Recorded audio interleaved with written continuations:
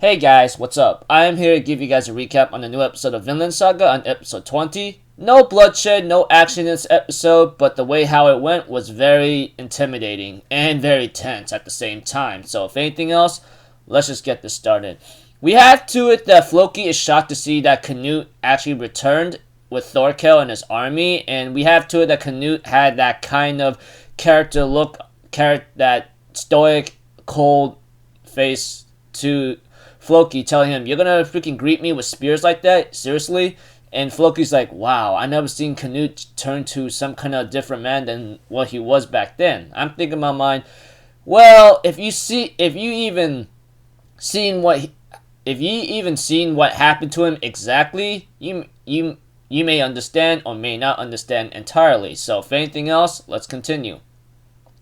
We have to it that Canute gives an order to Thorkel to get close to the general's army, to the captains or generals or leaders of the army as best as you can. You may have betrayed them, but you seem to have an impact or influence on them. So I want you to get close to them as best you can. And Thorkel's like, "So you're telling me just go eat and drink all I want and you'll pay for it, right?"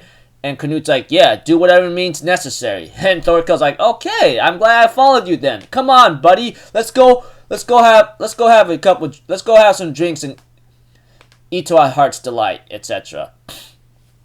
And we see to it that Canute gives a speech to Askeladd and Thorfinn that he's planning to make a paradise, and someday he will be at God's side or something, but he will later on tell God that we have no need for you. We will create our own paradise, and I will create a utopia of those who went through such suffering to be rewarded in the end, you know? And pretty much it was his declaration to make a better world for everyone, you know. And we see to it that they end up having to enter where the king of Sweden is at, which I don't really care. Well, Canute's father, to make it short term and nothing complicated, you know. But we have to it that Askeladd does ask Thorfinn, what's in our surroundings? And Thorfinn confirms that there's a bunch of archers and some men around the area that's in the room, which shows that this is where it gets really dangerous, and this is where a test begins for Canute, because Canute also warns Thorfinn and Askeladd, do not draw your sword no matter what. He who draws first will lose the fight. And we see to it that the king of Sweden is really surprised to see Canute here, and he asks him to come forward. Eventually, we see to it that Askeladd and Thorfinn are the only ones not allowed to stand, while Canute's the only one to go to him without bowing, you know? And we see to it, of course, Askeladd does take a look at the king's face and realize he's very weary and very cautious at the same time. I mean, anyone who knows war experience may have that kind of look. Anyways, continuing on in the episode, we have to it that the king realizes Canute changed drastically. Not only that, Canute also tells him, "Knowing that you know that I changed, you should already know what's in my heart then, right?" And the king of Sweden, or should I say, Canute's father, does give a lesson to Canute, though. He says, "You know, back then, I actually drove my father out of the kingdom, and I thought I could make a world a better place compared to my father. If he continued to rule, he will later continue to whatchamacallit, how am I supposed to say it?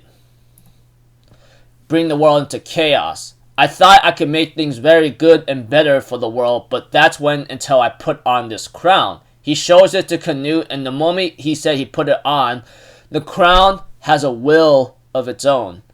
And we see too that Canute made a provoking manner in terms of words by asking him, "So the crown ordered you, or has a will of its own, to tell you to kill me? Is that what you're saying?"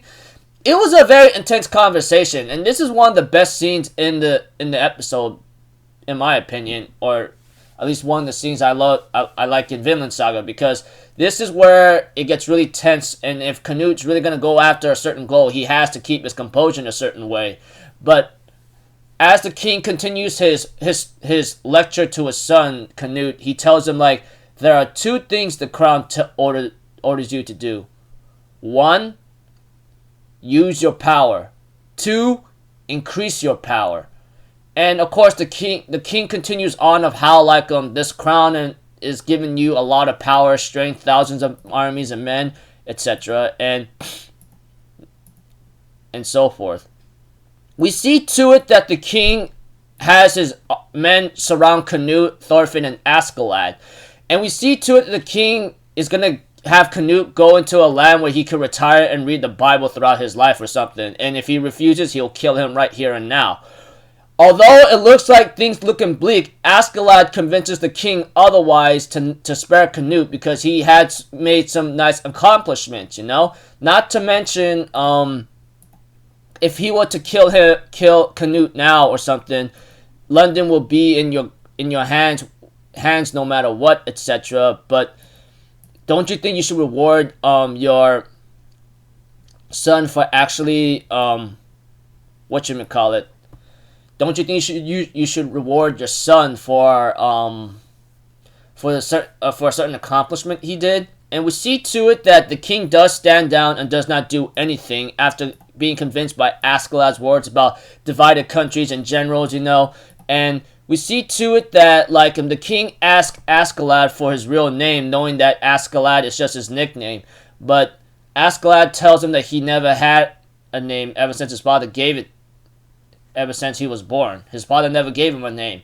But the king literally provoked Askeladd by saying, "Oh, so you just became a boy who was born from a mistress of his, or you're just a slave to a mistress, to some lousy bee, I don't know, kind of thing." But we see to it that Askeladd showed a lot of rage. Even Thorfinn realizes that, but he did not see that exactly in Askeladd's eyes, while Askeladd still has his head bowed down. But Thorfinn could see the aura or rage that Askeladd has in his heart, or he's just shown, because, it looks like we get to know that Askeladd is a child born from one of his father's slaves or mistresses. I don't know, but one thing for sure, it really ticked Askeladd off. And we see to it that the king decides not to threaten Canute and decides not to do anything, so he will have to reward Canute for his accomplishments, and therefore he's planning to throw a banquet and celebrate and gives Canute his reward. Although that reward is what I'm really concerned about, because you know how the king is, and seeing his intimidation and his tactics, etc. in this episode with Canute, Askeladd, and Thorfinn alone, and a couple army men, he's not a joke to be dealt with. So I don't know what this reward is, but I'm pretty sure it's not going to look very pretty unless I'll be proven wrong. I don't know. I'm just an anime only, But aside from that, we see to it that Canute tells Askeladd, "Well done on what you did, and the king doesn't have enough jurisdiction to kill me right now. But he is just a slave to the crown, and I will show him how I'm going to use that crown eventually in the future." He's a man that he's called a wise king. As long as we don't do anything reckless or something, we'll be able to get to him. But we see to it, of course, there's a scene with Weinbald, that priest that used to drink a lot. There's a drinking contest with that guy, and he's drinked 57 cups or something? I don't know, but one thing for sure, Thorkel decides to come in and take him on, and he's only in his 20s right now. He's 23, and he's very young, and he just got his beard shaved off, and I'm like, wow, dude, this guy's not a joke in terms of drinking, unless he's been drinking his entire life, but I don't know. But we also see to it that there was a scene with Canute and Askeladd, Canute does ask Askeladd this question, you think you'll be able to kill him? But Askeladd says, it's going to be difficult, because this guy is no joke. If I see him as an impression of a smart man, and due to the fact that he may have a lot of war experience, I don't think he's something that we should take lightly on. So it will be difficult, but I think it's doable. It's just, it'll be a long process.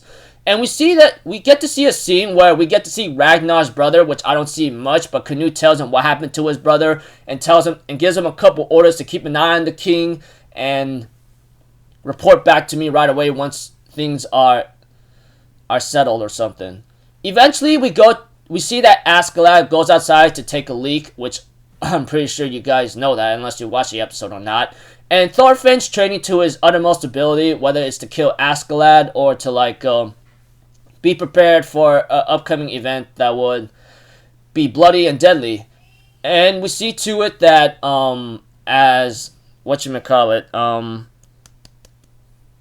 that two of his former followers, Atli and his brother, they end up having to talk to Askeladd, but Atli, on the other hand, was the only one able to talk to him because his other brother literally lost his mind after what happened when he was about to get killed by Thorkel whatsoever. But aside from that, Atli ends up talking with Askeladd and plans to leave, after what happened and what he did. And we see to it that Askeladd decides to give him one final gift, and it's like some kind of gold bracelet that looks like a serpent whatsoever, And Atli was reluctant at first because he doesn't deserve it, and after what he's done. But Askeladd says, "Just take it, dude. Just take it. It's a fresh start for you." Although Atli was gonna take it, Askeladd ends up not giving it to him right away, and Atli's like, "Are you gonna give it to me or not?" But Askeladd tells him one condition: you don't pick up a sword ever again or a weapon ever again. You hear me? They don't suit you. Find a place. Raise some sheep, make a farm, get a wife, have a kid, die in your bed. That's where you belong. I ever see you in the battlefield, I will guarantee you I will kill you, even if you are on my side. You got it? And we see to it that Atli understands and he leaves. But we also get information that Bjorn, the guy that was Askeladd's loyal follower, he's not going to make it due to the fact that the injuries is up to his intestines. So, He's not going to live out for too long, that's for sure. But aside from that, Askeladd does give a final gift to Atli and tells him, "Don't ever pick up a sword again, otherwise I'll kill you. You hear me? Even if you are on my side or on the same team." And we see to it that Atli and his brother make their final appearance, and we get to see a scene towards the end of the episode where Leif, that guy who's been a good guy to Thorfinn and Thor's. Apparently, looks like to me he's still looking for Thorfinn, which I hope he meets soon, but we'll have to see. And the episode ends off there. And that ending scene was taking place in York or something. Anyways, this episode right here, I'm going to tell you, it was very tense. I mean, it had no action or blood that people are always loving about in Vinland Saga, but to me, it had intensity and intimidation about the king, and then something about the speech of Canute making, and his planning to try to take down the king, and Askeladd giving his final gift and parting gift to Atli and his brother, telling him, "Don't pick up a sword again, or enter a battlefield ever again. You got it?" That's about it. Anyways, pretty nice episode. I'm looking forward to more, and there's only a couple left. There's 21, 22, 23, 24. We only got 4 more episodes left in Vinland Saga, and it's gonna end sometime in December, which is already December already. So one more month, guys, and the year comes to its end. So until then, people, I'll see you guys in the next video. I'm Alpha Zero. Have a good day, and I'll see you guys next time, alright? Peace out. Bye-bye. Toot-toot-toot!